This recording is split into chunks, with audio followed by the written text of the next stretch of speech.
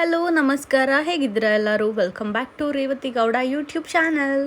ಇವತ್ತು ನಾನು ನಿಮಗೆ ತುಳಸಿ ಹಬ್ಬದ ಮಹತ್ವವನ್ನು ತಿಳಿಸ್ಕೊಡ್ತೀನಿ. ಬನ್ನಿ ತಡ ಮಾಡದೆ ವಿಡಿಯೋ ಸ್ಟಾರ್ಟ್ ಮಾಡೋಣ.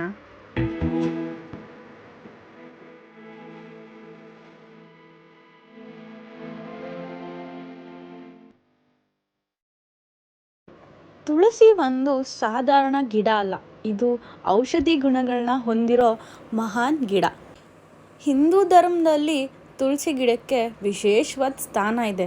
ಯಾರ ಮನೆಯಲ್ಲಿ ತುಳಸಿ ಗಿಡನ ಇಟ್ಟು ಶ್ರದ್ಧಾ ಭಕ್ತಿಯಿಂದ ಪೂಜೆ ಮಾಡ್ತಾರೋ ಆ ಮನೆಯಲ್ಲಿ ಭಗವಾನ್ ಶ್ರೀ ವಿಷ್ಣುವೇ ನೆಲೆಸಿರ್ತಾನೆ ಅಂತ ಹೇಳ್ತಾರೆ.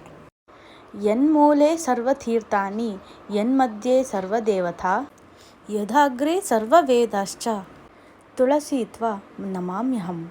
ಅಂದರೆ ತುಳಸಿ ಬೇರಿನಲ್ಲಿ ಸಕಲ ಪುಣ್ಯ ತೀರ್ಥಗಳು, ಮಧ್ಯಭಾಗದಲ್ಲಿ ಸಕಲ ದೇವತೆಗಳು, ಅಗ್ರಭಾಗದಲ್ಲಿ ಸಕಲ ವೇದಗಳೂ ನೆಲೆಸಿದೆ ಅಂತ.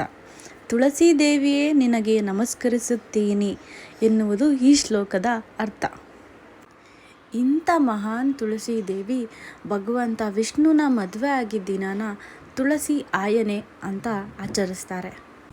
ಪ್ರತಿ ವರ್ಷ ಕಾರ್ತಿಕ ಮಾಸ ಶುಕ್ಲ ಪಕ್ಷ ಶುದ್ಧ ದ್ವಾದಶಿ ದಿನ ತುಳಸಿ ವಿವಾಹನ ಆಚರಿಸ್ಕೊಂಡು ಬಂದಿದ್ದಾರೆ. ಅವತ್ತಿನ ದಿನ ತುಳಸಿಗೆ ಅಲಂಕಾರ ಮಾಡಿ ವಿಷ್ಣು ಸ್ವರೂಪವಾದ ನಲ್ಲಿಕಾಯಿ ಮತ್ತು ವಿಷ್ಣು ಅವತಾರವಾದ ಕೃಷ್ಣನ ಮೂರ್ತಿನ ಇಟ್ಟು ಪೂಜೆ ಮಾಡ್ತಾರೆ. ಪದ್ಮಪುರಾಣದ ಪ್ರಕಾರ ವೃಂದ ಅನ್ನೋ ಒಬ್ಳು ಯುವತಿನೇ ತುಳಸಿಯಾಗಿ ಅವತರಿಸುತ್ತಾಳೆ ಅಂತ ಹೇಳ್ತಾರೆ.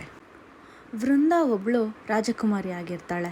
ಅವಳಿಗೆ ಅಸುರರ ರಾಜ ಜಲಂಧರನ ಜೊತೆ ಮದುವೆ ಕೂಡ ಆಗುತ್ತೆ. ವೃಂದ ಮಹಾನ್ ವಿಷ್ಣು ಭಕ್ತೆ ಆಗಿರ್ತಾಳೆ.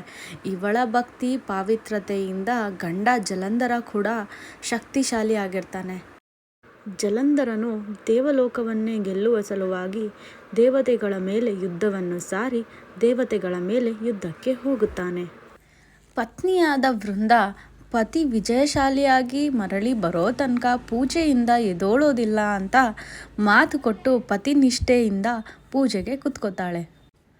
ಅವಳ ಭಕ್ತಿ ನಿಷ್ಠೆ ಇದರಿಂದ ಜಲಂಧರನ ಶಕ್ತಿ ಜಾಸ್ತಿ ಆಗ್ತಾ ಇರುತ್ತೆ.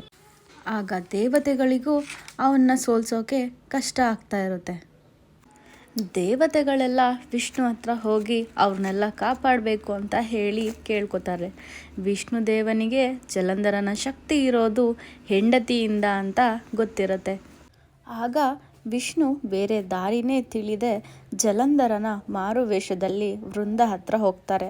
ವೃಂದ ತನ್ನ ಪತಿನೇ ಯುದ್ಧದಿಂದ ವಾಪಸ್ ಬಂದಿದ್ದಾರೆ ಅಂತ ತಿಳಿದು ಪೂಜೆಯನ್ನು ಅರ್ಧದಲ್ಲೇ ಮುರಿದು ಜಲಂಧರನ ರೂಪದಲ್ಲಿರುವ ವಿಷ್ಣುವಿನ ಕಾಲುಗಳನ್ನು ಸ್ಪರ್ಶಿಸುತ್ತಾಳೆ.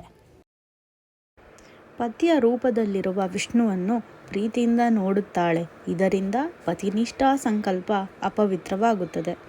ಈ ಸಮಯವನ್ನು ನೋಡಿಕೊಂಡ ಶಿವ ತನ್ನ ತ್ರಿಶೂಲದಿಂದ ಜಲಂಧರನ ಶಿರಶ್ಛೇದನ ಮಾಡಿ ಭೂಲೋಕದ ಕಡೆ ಎಸೆಯುತ್ತಾನೆ. ಅದು ವೃಂದಾಳ ಕಾಲ ಬಳಿ ಬಂದು ಬೀಳುತ್ತದೆ. ಅದನ್ನು ನೋಡಿದ ವೃಂದಾಳಿಗೆ ಆಶ್ಚರ್ಯ ಆಗುತ್ತದೆ. ತಾನೇ ಭಕ್ತಿಯಿಂದ ಪೂಜಿಸಿದ ಭಗವಂತ ತನಗೆ ಮೋಸ ಮಾಡಿಬಿಟ್ಟ ಎಂದು ಕೋಪಗೊಳ್ಳುತ್ತಾಳೆ.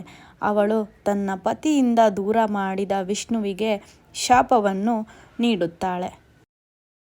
ನೀನು ನಿನ್ನ ಪತ್ನಿಯಿಂದ ದೂರ ಆಗಿ ವಿರಹ ವೇದನೆಯನ್ನು ಅನುಭವಿಸು ಮತ್ತು ನೀನು ಕಪ್ಪು ಕಲ್ಲಾಗು ಅಂತ ಹೇಳಿ ಶಾಪವನ್ನಾಕಿ ಅವಳು ತನ್ನನ್ನು ತಾನೇ ಅಗ್ನಿಗೆ ಆಹುತಿ ಮಾಡಿಕೊಳ್ಳುತ್ತಾಳೆ.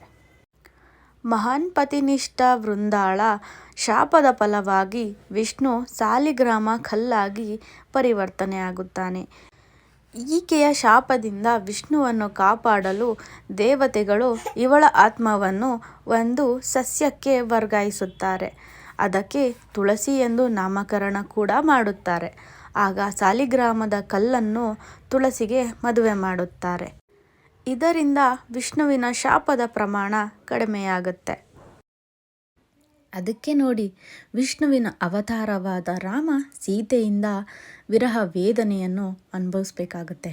ಕೃಷ್ಣ ರಾಧೆಯಿಂದ ವಿರಹ ವೇದನೆಯನ್ನು ಅನುಭವಿಸ್ಬೇಕಾಗತ್ತೆ. ಇದೆಲ್ಲ ವಿಷ್ಣುವಿಗೆ ಪರಮ ಪತಿವ್ರತೆಯಾದ ವೃಂದಾಳ ಶಾಪನೇ ಕಾರಣ ಅಂತ ಹೇಳ್ತಾರೆ. ಇದಿಷ್ಟು ತುಳಸಿ ಹಬ್ಬದ ಹಿಂದೆ ಇರೋ ರೋಚಕ ಕತೆ. ಈ ದಿನದಂದು ಮುತ್ತೈದೆಯರು ಯಾರು ತುಳಸಿ ಪೂಜೆ ಮಾಡ್ತಾರೋ ಗಂಡಂಗೆ ಶಕ್ತಿ ಮತ್ತು ವಿಜಯಶಾಲಿಯಾಗ್ತಾರೆ ಅನ್ನೋ ನಂಬಿಕೆ ಇದೆ. ಮದುವೆ ಆಗದೆ ಇರೋ ಯುವತಿಯರು ಪೂಜೆ ಸಲ್ಲಿಸೋದ್ರಿಂದ ಇಷ್ಟಪಡೋ ಥರ ಗಂಡ ಸಿಗ್ತಾನೆ ಅಂತ ಹೇಳಿ ಪೂಜೆ ಸಲ್ಲಿಸ್ತಾರೆ. ಇದಿಷ್ಟು ತುಳಸಿ ವಿವಾಹದ ರೋಚಕ ಕತೆ. ಈ ಕತೆ ಕೇಳಿ ನಿಮಗೆಲ್ಲ ಏನು ಅನ್ನಿಸ್ತು? ಯಾವುದೇ ಹಬ್ಬ ಆಗಿರಲಿ ಅದ್ರ ಹಿಂದಿನ ಕತೆನ ತಿಳ್ಕೊಂಡು ಪೂಜೆ ಮಾಡೋದ್ರಿಂದ ನಾವು ಸಲ್ಲಿಸೋ ಪೂಜೆಗೆ ಸಾರ್ಥಕತೆ ಸಿಗುತ್ತೆ. ನಿಮಗೆಲ್ಲ ತುಳಸಿ ವಿವಾಹದ ಮಹತ್ವವನ್ನು ಸರಿಯಾಗಿ ತಿಳಿಸ್ಕೊಟ್ಟಿದ್ದೀನಿ ಅಂತ ನಾನು ಭಾವಿಸ್ತೀನಿ. ನಿಮಗೇನಾದರೂ ಇದು ಇಷ್ಟ ಆಗಿದ್ದರೆ ಲೈಕ್, ಶೇರ್, ಸಬ್ಸ್ಕ್ರೈಬ್ ಮಾಡಿ ನನ್ನ ಚಾನಲ್ಗೆ ನೋಡಿ.